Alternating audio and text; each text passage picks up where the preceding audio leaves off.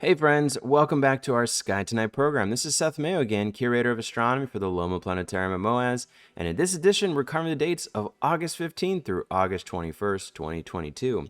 We're going to start things off by talking about Jupiter and some really cool transits of its moons and the Great Red Spot coming up soon.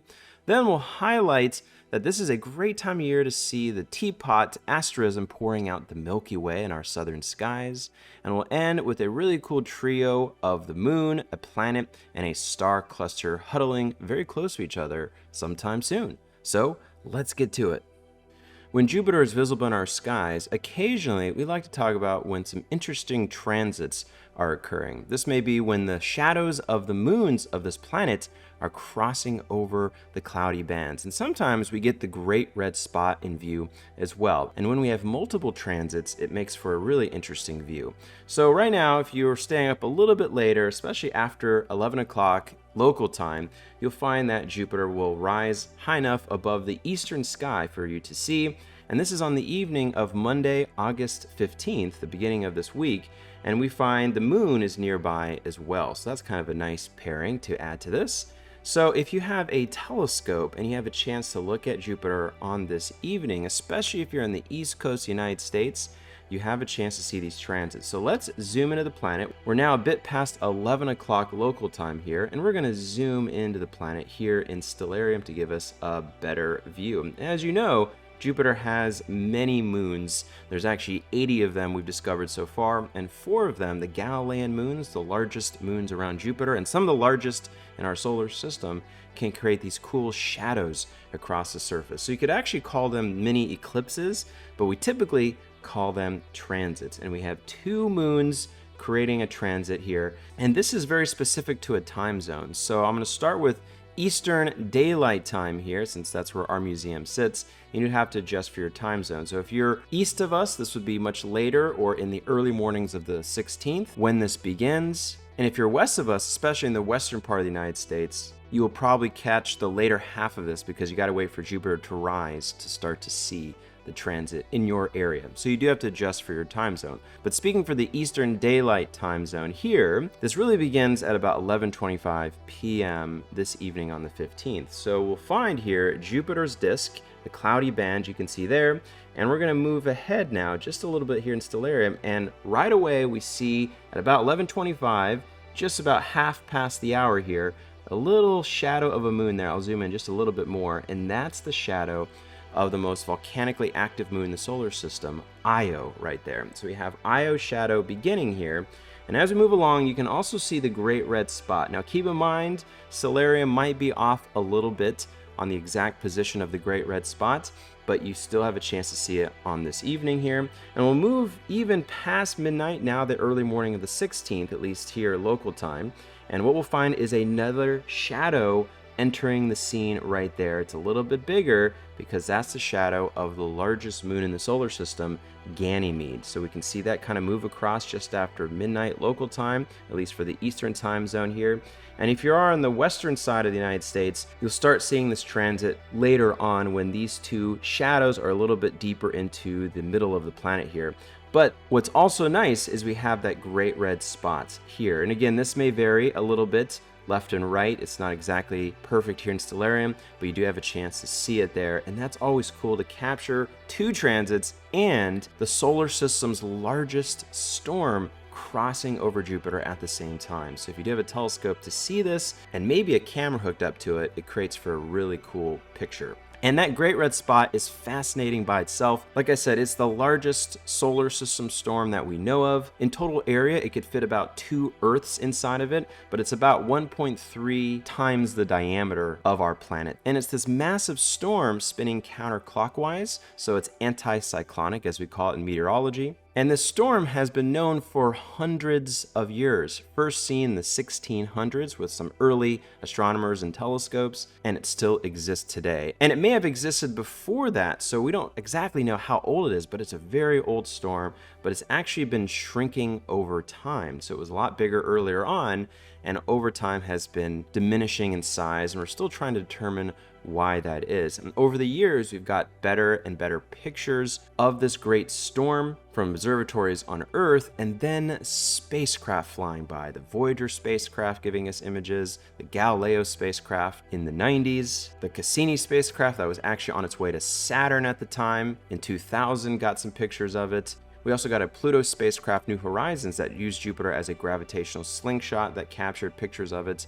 And more recently, the current Juno spacecraft that's been orbiting around Jupiter since 2016 has given us some of the most amazing and stunning imagery of the storm that we'd never seen before, and it's really helping us to understand its structure and what it looks like and how it's moving and changing, and even helping us understand how storms work on Earth. So it's an amazing feature on this world and just beautiful to see, but if you can see with your own eyes through a telescope, it's really cool as well. And it's something that moves very quickly across Jupiter because Jupiter spins so rapidly. It's the fastest spinning planet in the solar system at just under 10 Earth hours. So it really spins fast, which means those atmospheric features move across Jupiter's face quite quickly. And you can see that even in a short amount of time through a telescope. So if you are seeing this in the late evening hours of the 15th, and really probably for most folks in the early morning hours of the 16th, you'll see these features move by quite quickly. Again, with Io shadow there, the Great Red Spot, and Ganymede we find there as well. Now, if we keep moving along here, eventually we'll see these objects continue to move across the face of Jupiter here, with Io's shadow departing the planet's face at about 1:39 a.m. Again, that's Eastern Daylight Time. And then you'll have a chance to see the Great Red Spot and Ganymede shadow for a bit longer, again, local time until about 3 a.m. our time. So you'll see those all the way till then, they'll disappear, and you'll just see the cloudy bands of Jupiter on its own. So it's always great to see these transits occur if you can kind of time it right, if your weather is nice and you have a decent view of Jupiter in your sky. I'm just reversing time to show this to you once again here. And it's always worthy of viewing because you can really see the dynamics of the solar system playing out in real time, which is always awesome to see. So hopefully you get a chance to see Jupiter, the transits happening, the Great Red Spot, possibly if you have a telescope. Of course, bigger telescope is better, but even small telescopes can capture some of this if you have the right conditions. And if you have a chance to see that, it's always an awesome sight. Always at this time of year here in August is one of the best times to see the teapot asterism inside of Sagittarius and the center of our Milky Way. And we've talked about this area quite a bit over the summer because there's so many bright objects to see here. As you know, you find Scorpius there that looks like a giant S shape with the bright star Antares here. And near the tail and stinger of Scorpius, we have Sagittarius, the half-man, half-horse constellation, a centaur from Greek mythology. But what I want to focus on is that asterism inside of Sagittarius. Here, we can turn off those constellations and zoom in here, and if you don't know the asterism, it's quite easy to spot on a clear night. You'll find the handle of this celestial teapot right there. There's the lid and the spout of the teapot. I'll turn on some asterism lines just to show it to you a little bit better. And some of the brightest stars in Sagittarius do form the main components of this teapot. Like this star here is the brightest star in Sagittarius called Caus Australis. Caus means bow in Arabic, and Australis means south, so it means southern bow. It's part of the bow of the archer that makes up the centaur part of the constellation. We have a star here that's quite bright as well called Caus Media, which means middle bow. And at the top, or at the top of the teapot, we have Caus Borealis, which means the northern bow, so that's the northern part of the bow. And the second brightest star in Sagittarius, and the teapot as well, is called Nunki. And the meaning of that name is actually unknown, so we're not entirely sure of its true origin. This teapot shape is really well placed at this time in August because if you're out in the evening sky, it's tilting in just the right way where it's almost like that celestial teapot kind of idea. And that teapot, as it's pouring here through the night, you'll see it pouring even more, right? It's tilting more like some big giant celestial being is turning and kind of tilting the teapot and pouring out the sort of milky substance here that creates maybe the Milky Way. That's just a fun thing to imagine as we see this kind of arc across the sky. And it's fun to think that the Milky Way that you find here is the steam billowing out of the teapot that is being poured in the sky. So it's no wonder people a long time ago had these fantastical ideas and beliefs about the sky, because how could you not when you see shapes like that and something as beautiful as the Milky Way, of course, if you're in a dark place, together kind of creating this celestial scene. So I think that's why we were able to understand the sky. It started with our imagination, started with mythology and our belief systems of the sky, and eventually scientific ideas start to take form as we watch these things over time and from generation to generation. So I think it's a great time of year to see that celestial teapot there, seemingly pouring milk or something out of it, and the steam billowing out is that Milky Way across the sky. And you see that really bright area of the Milky Way here. I talked about it a couple episodes ago. It's a great time here to see that. That is the center of our galaxy, where we know there's a supermassive black hole there in a place called Sagittarius A star, approximately in this area. And that black hole was recently imaged by some radio telescopes around the world.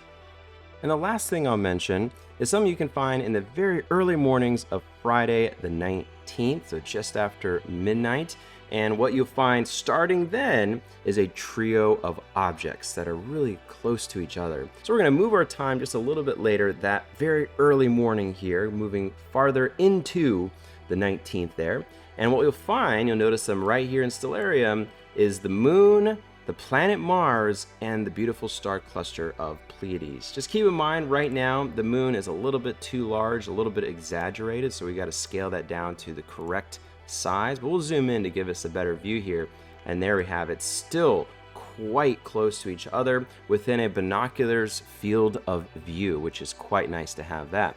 So we have our half lit moon here. It's technically what's called third quarter, which I think the moon looks really cool at that phase. And right now the moon is in its waning phases, so from evening to evening, or morning to morning really, you're seeing less and less of the moon. And then we have the planet Mars there, that's been rising a little bit earlier and earlier, which is nice as well. And then we have the Pleiades star cluster here, which honestly is one of the most beautiful star clusters in our sky. This really open cluster there. It starts to come into view as I zoom into it. A beautiful collection of about 6 or 7 stars with your naked eyes, but in reality, there are thousands of stars, and the primary stars you find are those blue, hot, young stars there, lighting up some dust in front of them and creating this beautiful open cluster that's quite well known. It's one of the most famous features in our sky. So to have all 3 of those objects close is really, really nice, and through that morning, you'll see the moon slide even further in between them.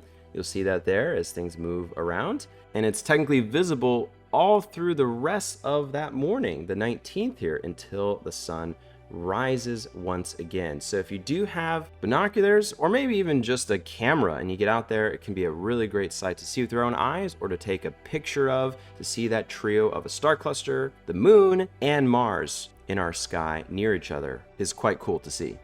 As usual, thanks again for tuning into the program, and if you find yourself in Daytona Beach, please stop by the Museum of Arts and Sciences and catch a show in our Lohman Planetarium. If you want any more information about what we're doing and our show schedule, check online on our website, and please tune in to our various social media channels. We're posting some great content from all around the museum, not just from our department and astronomy and space, but many cool things related to the exhibits and arts and sciences of all kinds. So it's a lot of fun. So hope to see you back here again. Take care, and of course, happy stargazing.